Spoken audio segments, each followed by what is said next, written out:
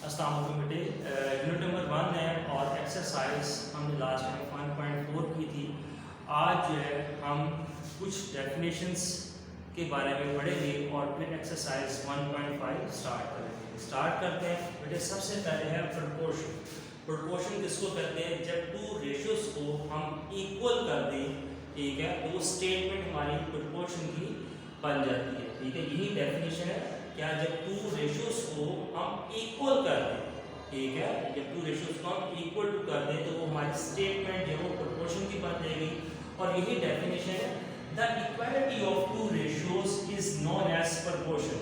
और प्रोपोर्शन का जो सिंबल है वो ये यूज होता है 4 डॉट्स, या हम इसको इक्वल टू का साइन भी कहते हैं। अब ये देखें, नीचे मैंने लिखे statement A ratio B, C ratio D. ये टू रेशियोज है और बीच में क्या आ गया? इक्वल टू का साइन आ गया। तो ये स्टेटमेंट जो हमारी बन जाएगी प्रोपोर्शन की बन जाएगी। अब इसके बाद हम बेटे इस स्टेटमेंट को मजीद देखते हैं, जिसमें A B C and D, यानी इसमें जो हमारे पास प्रोपोर्शनल की स्टेटमेंट है, इसमें ए बी सी डी ये हमारी टर्म्स हैं। ठीक है, ये जो स्टेटमेंट्स हैं, जो वैल्यू है ए बी सी डी, ये हमारे क्या है? टर्म्स है। टर्म्स किसको कहते हैं? कोई ना कोई वैल्यू होगी इनकी जगह पे। जैसे फॉर एग्जांपल 2:3 = 5:6। इस तरीके से हम इसको कहेंगे कि 2 3 5 6 ये हमारे क्या है? टर्म्स है। ठीक है, अब इसको मजीद बेटे थोड़ा सा हम देखें। अगर हम ये जो वैल्यू आपके पास है ए और डी, ठीक है, इन वैल्यूज को हम कहते हैं ए एंड डी। ये हमारे पास वैल्यूज एक्सट्रीम वैल्यूज कहलाती है। ठीक है, इसी तरीके से जो हमारे पास है ये इक्वल टू के बिल्कुल साफ वाली वैल्यूज बी एंड सी। ठीक है, इक्वल टू के बिल्कुल जो साफ वैल्यूज हैं बी एंड सी, ये हमारी मीन वैल्यूज कहलाती है। अब इन्हीं वैल्यूज की मदद से हम फार्मूला भी एक क्रिएट कर सकते हैं। जैसे अगर मैं मीन वैल्यूज को प्रोडक्ट कर दूं, प्रोडक्ट ऑफ मीन, ठीक है, यानी बी वैल्यू को सी के साथ मल्टीप्लाई कर दूं, प्रोडक्ट ऑफ मीन किसके इक्वल होगा? ये product of extreme, product of extreme. तो एक्सट्रीम की जो वैल्यूज थी हमारे पास ए और डी, ठीक है, product of mean equal to है इसके प्रोडक्ट ऑफ एक्सट्रीम। ठीक है, ये आपने याद रखना है फार्मूला। इस फार्मूले को हम यूज करेंगे एक्सरसाइज 1.5। ये बेटे हमने प्रोपोर्शन की डेफिनेशंस पढ़ी थी। आगे मजीद जो डेफिनेशंस हैं उसको हम डिस्कस करते हैं।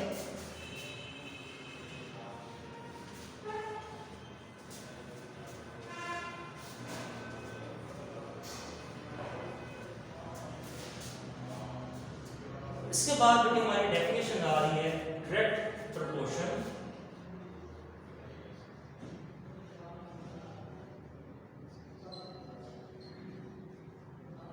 डायरेक्ट प्रोपोर्शन क्या है?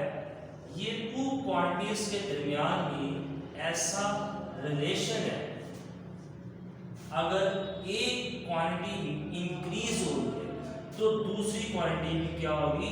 इंक्रीज होगी। अगर एक क्वांटिटी बढ़ रही है तो दूसरी क्वांटिटी भी बढ़ेगी। ठीक है, इस रिलेशन को हम डायरेक्ट प्रोपोर्शन कहते हैं। और इसी तरीके से अगर सेकंड केस एक क्वांटिटी डिक्रीज हो रही है तो दूसरी क्वांटिटी भी क्या होगी? डिक्रीज होगी। ठीक है, एक क्वांटिटी अगर कम हो रही है तो दूसरी क्वांटिटी भी क्या होगी? कम होगी। इसको हम कहते हैं डायरेक्ट प्रोपोर्शन। ठीक है, एग्जांपल के तौर पे अगर आप समझना चाहें, अगर आप पीटीसीएल फोन से कॉल कर रहे हैं, अगर आप पीटीसीएल फोन से कॉल्स कर रहे हैं तो जितना ज्यादा कॉल्स आप करेंगे तो आपको बिल भी उतना ही ज्यादा आएगा। और अगर आप पीटीसीएल फोन से जितनी कम कॉल करेंगे तो आपको बिल भी उतना ही कम आएगा। ठीक है, ये था बेटा हमारा डायरेक्ट प्रोपोर्शन की डेफिनेशन थी, आपकी बुक पे मौजूद है, इसको आपने याद करना है। अच्छा, इसी के बाद बेटे आती है इनवर्स प्रोपोर्शन।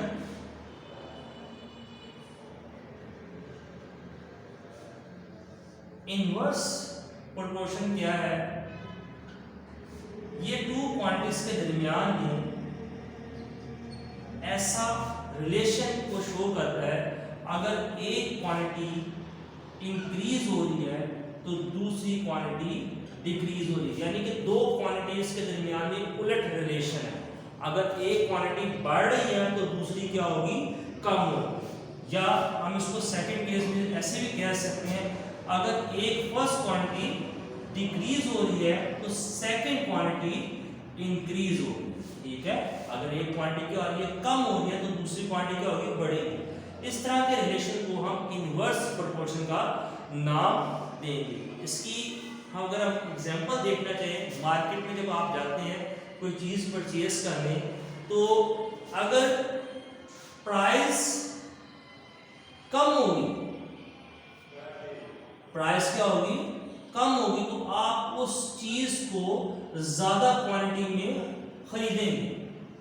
ठीक है, रिलेशन क्या होगा? अगर किसी चीज की जो है प्राइस कम होगी तो आप उस क्वांटिटी को ज्यादा खरीदेंगे, और अगर प्राइस ज्यादा होगी तो आप उस चीज को कम क्वांटिटी में खरीदेंगे। इसको कहेंगे बेटे इनवर्स प्रोपोर्शन।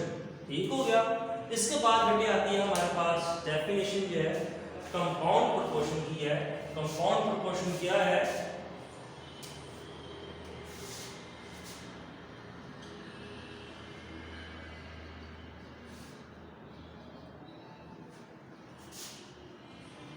कंपाउंड प्रोपोर्शन ये दो या दो से ज्यादा प्रोपोर्शन के दरमियान में रिलेशन को शो करता है। ठीक है, ये जो कंपाउंड प्रोपोर्शन है ये क्या होता है? दो या दो से ज्यादा जो हमारे पास प्रोपोर्शन होता है उनके दरमियान में रिलेशन को शो करता है। हम उस तरह के रिलेशन को कंपाउंड प्रोपोर्शन कहते हैं। तो ये थी बेटे डेफिनेशन थी जो आपकी बुक पे मौजूद है, आपने इसको अच्छे तरीके से लर्न करना है। तो अब इसका एक्सरसाइज जो 5.1 है उसको बेटा हम क्या करेंगे? सॉल्व करेंगे।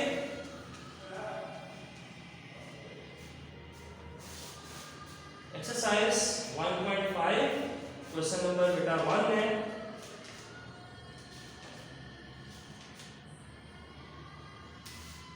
ये हमारे पास बेटे प्रोपोर्शन की स्टेटमेंट है 20:50 प्रोपोर्शन का साइन, उसके बाद आ जाएगा हमारे पास 8:x। सॉल्व करते हैं। तो यहाँ पे मैंने आपको बेटे बताया था कि जो प्रोपोर्शन का साइन है इसका मतलब है इक्वल टू का, और यहाँ पे हम फार्मूला मैंने भी आपको बताया डेफिनेशन में प्रोपोर्शन का, उसको यूज करेंगे। ये जो बाय 20 और x, ये हमारे पास एक्सट्रीम की वैल्यूज है। यहाँ पे हम लिख देंगे प्रोडक्ट ऑफ एक्सट्रीम इक्वल है प्रोडक्ट ऑफ मीन।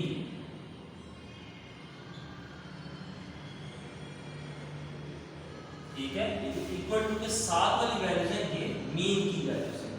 ठीक है, इक्वल टू के जो साथ वाली वैल्यूज है ये मीन की हैं, और ये जो बाहर की वैल्यूज है ये हमारी एक्सट्रीम की वैल्यूज होती हैं। अब फार्मूला में बेटे ये आप इसको आगे पीछे कर सकते हैं। प्रोडक्ट ऑफ मीन पहले लिख लें या प्रोडक्ट ऑफ जो है एक्सट्रीम पहले लिख लें। इक्वल टू है तो इसका कोई इश्यू नहीं है। अच्छा बेटे मल्टीप्लाई करेंगे, जैसे ये एक्सट्रीम दिख रहा है तो 20 मल्टीप्लाई बाय x करेंगे और 50 मल्टीप्लाई बाय 8 करेंगे। हमने x की वैल्यू बेटे फाइंड करनी है, तो 20x के साथ मल्टीप्लाई हो है, जब इसको दूसरी साइड पे लेके जाएंगे इक्वल के, तो वहां पे जाके डिवाइड हो जाएगा। ये तो आपको पता है, अगर कोई वैल्यू एक साइड पे इक्वल के एक साइड पे मल्टीप्लाई हो रही है, जब उस वैल्यू को मूव करेंगे दूसरी साइड पे तो वो जाके वहाँ पे डिवाइड मिलेगा। अब इसको बेटा सिंपल जब हम इसको सॉल्व करेंगे 50 को 8 के साथ आप मल्टीप्लाई करते हैं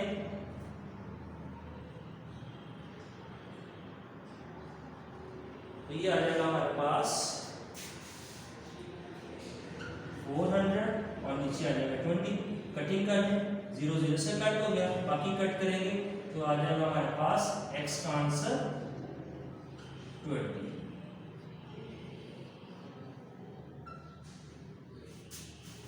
इस तरीके से आप इस प्रोपोर्शन की जो स्टेटमेंट्स आएंगे उसको आप बेटा सॉल्व करेंगे। ये शॉर्ट क्वेश्चन के वजह से बहुत इंपॉर्टेंट है। और जो डेफिनेशंस हमने आज पढ़ी हैं प्रोपोर्शन की, डायरेक्ट प्रोपोर्शन की, इनवर्स प्रोपोर्शन की, कंपाउंड प्रोपोर्शन की, इसको बेटे आपने अपनी नोटबुक पे राइट भी करना है और लर्न भी करना है। बहुत ही इंपॉर्टेंट डेफिनेशंस हैं, बोर्ड के पेपर में अक्सर इनमें से कोई ना कोई डेफिनेशन जो है वो आ जाती है। तो बेटे ये था हमारा आज का लेक्चर था। इंशाल्लाह दोबारा मुलाकात होगी, तब तक के लिए इजाज़त दें। अल्लाह हाफिज़।